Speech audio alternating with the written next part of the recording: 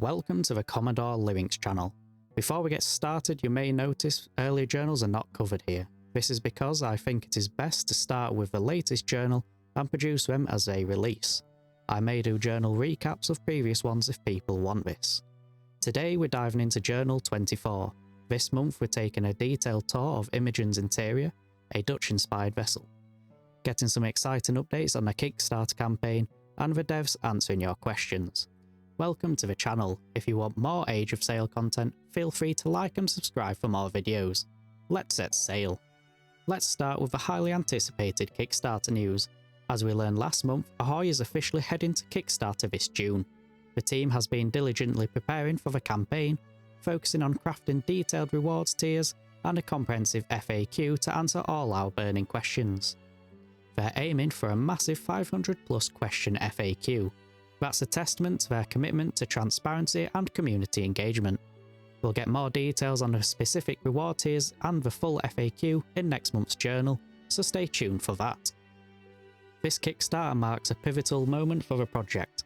A successful campaign will enable them to significantly expand their development efforts, especially for the much-awaited sea trials and arena releases. They've made it clear that maximising Kickstarter success is their top priority, and we're calling on us, the community, for support. They've outlined several ways we can help, from directly donating to the campaign to actively engaging on Discord, sharing their social media posts and spreading the word to our friends. They also mentioned the importance of joining their newsletter, which is specifically designed to notify people once the Kickstarter goes live. They also mentioned some very encouraging numbers. If just 50% of their current Discord members supported them, they would reach their initial goal. And if everyone who wishlisted the game supported them, they would have one of the highest funded video games Kickstarters ever. While they are not expecting those numbers, it is encouraging to see the potential. But that's not all. They've also taken their own steps to ensure the campaign's success. They've secured a spot at a large show happening in June, where they'll be showcasing a brand new Ahoy trailer to a massive audience. This is huge news, and it's going to be the largest audience they've ever reached. They'll also be running targeted ads on platforms like YouTube, TikTok, and Reddit to reach even more potential backers.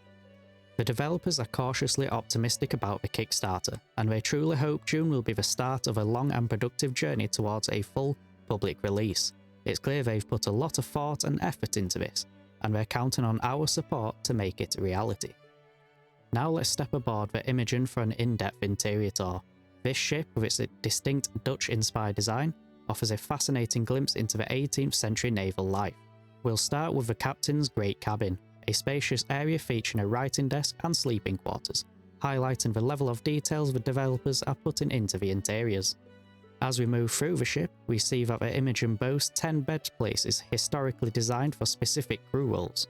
We get a look at the officer cabins, which include both fixed and hanging beds, showcasing the variety of living spaces on board. You'll also notice firearm storage areas, strategically placed for quick access during engagements.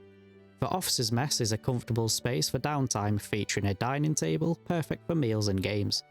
Moving on, the crew's quarters are simpler, with storage trunks and hammock hooks, reflecting the more utilitarian nature of their living arrangements. The sail room, a crucial area for maintaining the ship's sails, is also detailed. Next, we explore the galley, located within the crew quarters, a vital space for meal preparation. Finally, we venture into the magazine, located below the waterline for safety.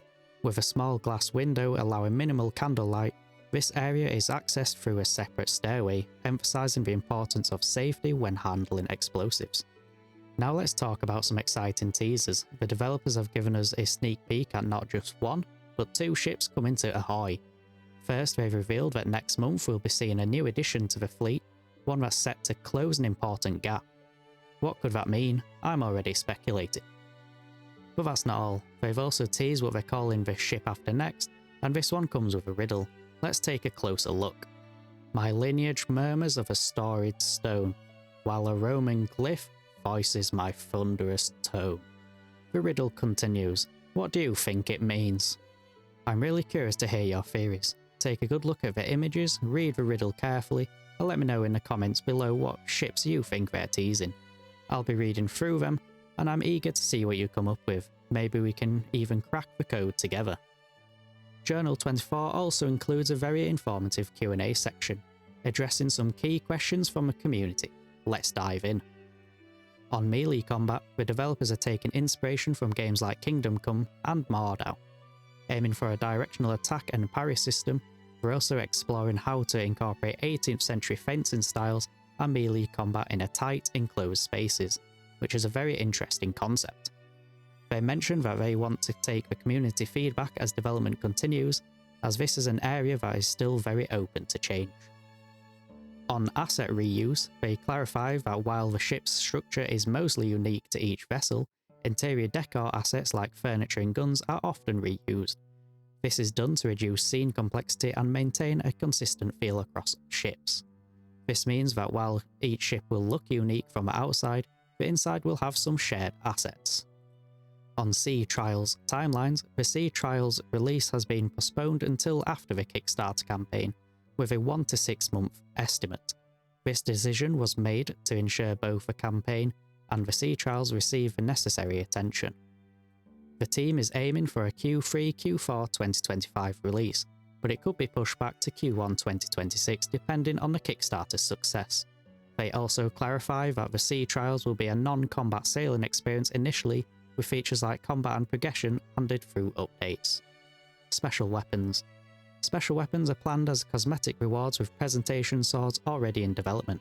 However, they are also considering how to include equipment and items captured from enemy ships while avoiding situations where achievements feel diminished. They want to make sure that the community feels that their hard work is being rewarded. On trade companies. Trade companies will exist as NPC-run organisations, allowing players to trade with, attack, or work for them. They're a way to integrate goods from the wider world without expanding the map beyond the West Indies. Player-owned trading companies are a potential late-game concept. On uniforms. Uniforms will vary by nation, reflecting the historical reality that officers often paid for their own uniforms. Epaulettes, a French introduction, were sometimes disdained by British captains. The developers are aiming for realistic uniform representation, with some room for variety. And that's a wrap on Journal 24. What are your thoughts on the Imogen, the Kickstarter, and the ship teasers? Let me know in the comments below. Don't forget to like and subscribe for more Ahoy content. Check out the ahoy.gg website and Discord for more information. Links are in the description below. Also suggest videos you'd like to see me create. Thanks for watching, see you next time.